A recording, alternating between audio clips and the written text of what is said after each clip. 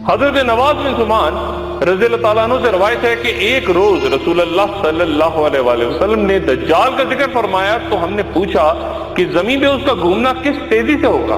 तो आप सल्लल्लाहु अलैहि वसल्लम ने फरमाया कि उस बारिश की तरह जिसे हवा पीछे धकेलती है।